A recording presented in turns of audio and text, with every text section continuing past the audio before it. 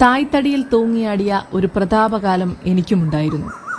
പെട്ടെന്നൊരിക്കൽ കത്തിക്കിരയായി നിലം പതിച്ച് 2 ദിവസം ആരും തിരിഞ്ഞു നോക്കാനില്ലാതെ കിടന്ന കിടപ്പിൽ കിടന്ന എന്നെ പെണ്ണൊരുത്തി വന്ന് ചുമലിലേറ്റിക്കൊണ്ടുപോയത് ഊരിപ്പിടിച്ച വാളിന്റെ മൂർച്ചയളക്കാനാണെന്ന് മനസ്സിലാക്കി വരുമ്പോഴേക്കും ഞാൻ 2 തുണ്ടമായി കഴിഞ്ഞിരുന്നു. ചക്ക തിന്ന് മാത്രം പരിചയമുള്ള ഇവൾ പാളി വെട്ടി ചേന്തി വലിഞ്ഞെന്നെ കഷ്ണിച്ചപ്പോൾ എന്റെ കുഞ്ഞുങ്ങളിൽ ചിലരും ചലനമറ്റൂർന്നു വീണു.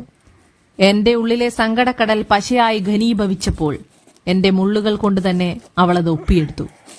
തികച്ചും പൈശാചികം. വരിക്കയെന്നോ കൂഴയെന്നോ ജാതിപ്പേര് ചാർത്താതിരുന്നിട്ടും അവൾ എന്നെ ത്രികോണേ എന്ന് മുറിച്ചു മാറ്റി. ഒരു ചുളയെടുത്ത് കുരുകളയാൻ നേരം ഞാൻ നൈസായി ഒരു പണി തിരിച്ചും കൊടുത്തു. എന്റെ മറ്റു കുഞ്ഞുങ്ങളെയെങ്കിലും വെറുതെ വിടാനായി അവരെ എല്ലാം മുളപ്പിച്ചുവെങ്കിലും സ്വാദിൽ മായം കലർത്താൻ ഞാൻ മുതിർന്നില്ല.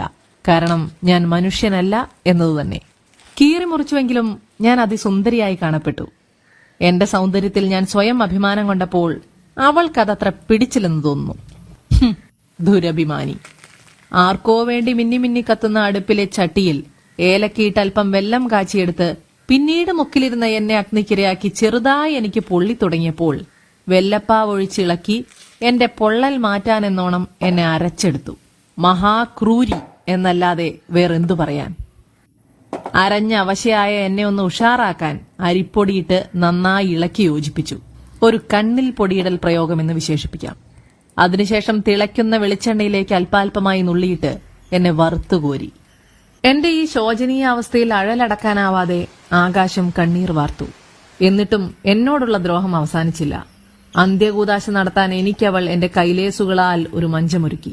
ഒന്നോർത്തപ്പോൾ അതിലെനിക്ക് അഭിമാനം തോന്നി. ചത്തുകിടന്നാലും ചമഞ്ഞു കിടക്കണമെന്നാണല്ലോ. അങ്ങനെ എന്നോടുള്ള പരാക്രമം അവസാനിപ്പിച്ച് വിശപ്പിനൊപ്പം ദാഹം മാറ്റാൻ അറുപിശിക്കയായ അവൾ നേരത്തെ വെല്ലപ്പാവിലിട്ട ഏലക്കയിട്ടൊരു കട്ടനും തയ്യാറാക്കി.